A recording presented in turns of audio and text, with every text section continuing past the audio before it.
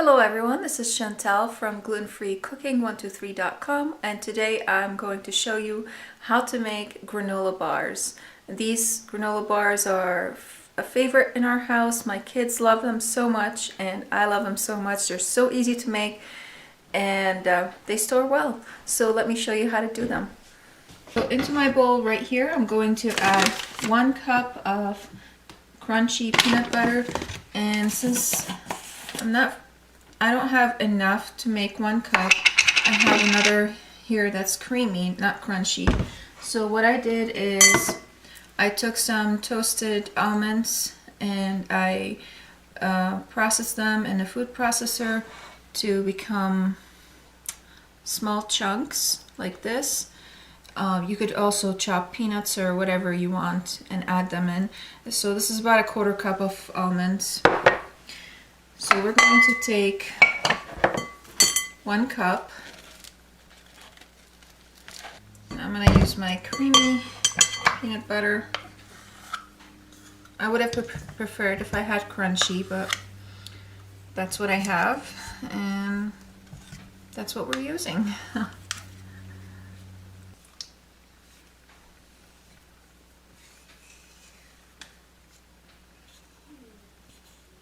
And now we're going to put this in the microwave for 1 to 2 minutes or until softened.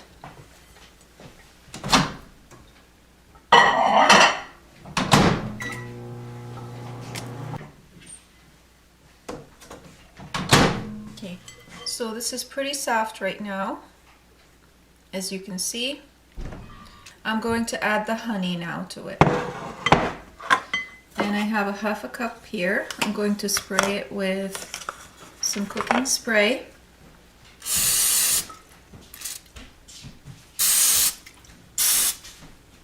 And this just helps the honey to release very easily from the cup. So we need 1/2 cup.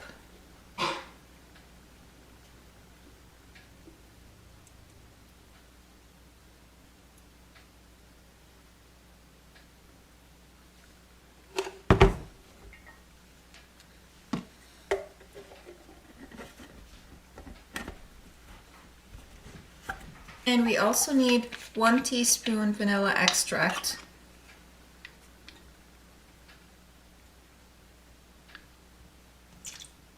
And now we're going to mix these together until they're well combined.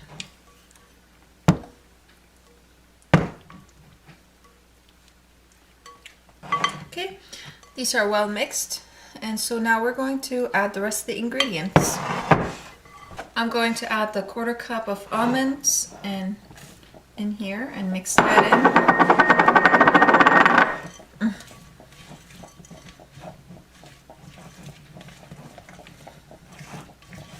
This gives it that crunch that I'm looking for. Now, in my recipe on my blog, I say to add 1.5 cups of rolled oats and 1.5 cups of Rice Crisps cereal, but today I'm just going to add rolled oats only, and I also give you the option to do that yourself. In the notes of the recipe, I let you know what else you can add to it, what you can change up, and you can make this recipe your own. We're going to add 3 cups of oats.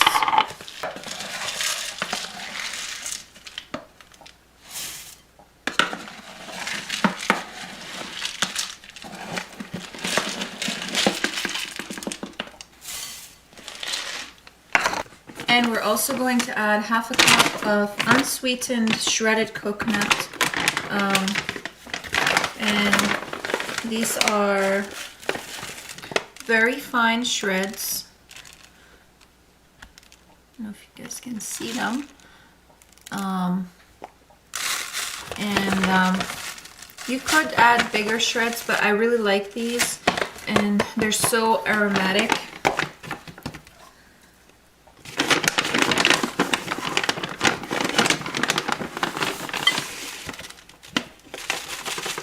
So we're going to add 1/2 cup of that. We're also going to add 1 cup of dark chocolate morsels.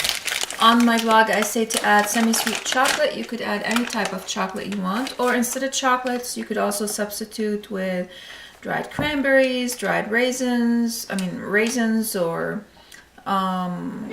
dried apricots or dried blueberries, anything that you like. You could also add more nuts if you prefer. Whoops, just gonna add all of this. These are big ones. I would have preferred them if they were a little smaller, but that's okay. Okay, so we're gonna add everything together now, and we're just going to mix all this together.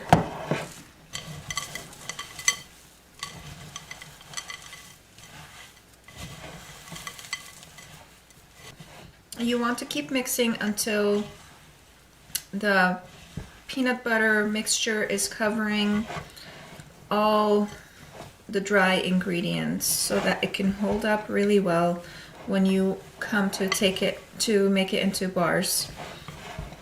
Okay, this looks good, and as you can see, it's starting to stick to itself. We're going to line a baking pan with some aluminum foil, and we're going to transfer this mixture into the baking pan. I have here a 15 by 10 glass baking dish. We're going to line it with foil.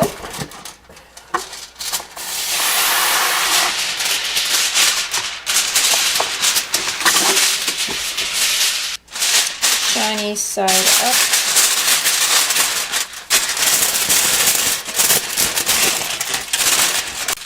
Try to keep it as straight as you can, so that it's easy to take the bars out later.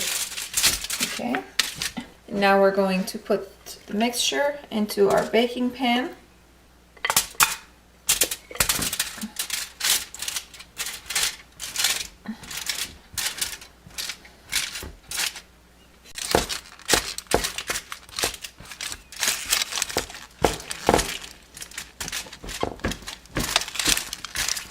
Now I'm going to oil my hands.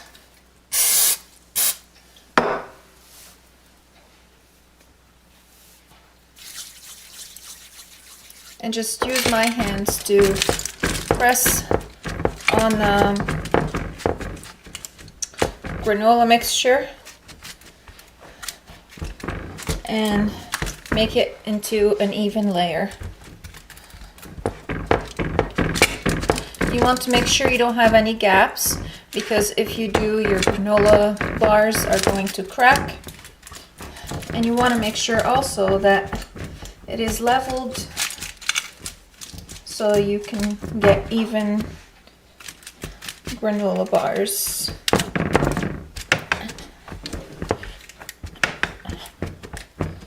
My mixture is cooling down pretty quickly,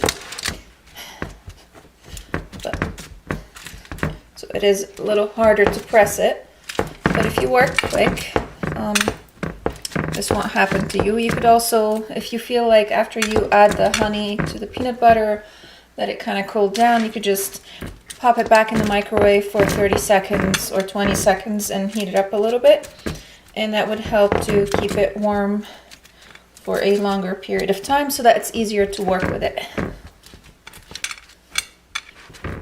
Okay, it's pretty good. Now I'm going to wash my hands, and then we're going to transfer it into the fridge for 1 hour, and then we can cut it into bars.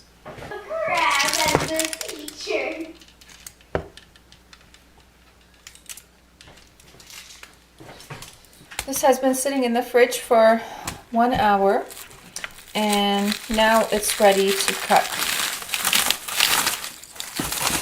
To be cut, not to cut. And I'm going to spray this knife with some cooking spray. I'm going to cut them about 1 inch wide. You can cut them as wide and as long as you want.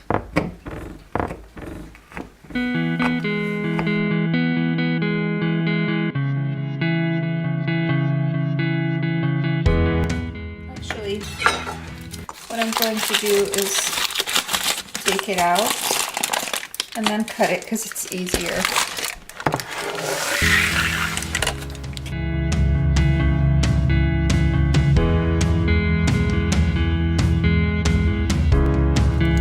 And I'm going to cut them about 3 inches long.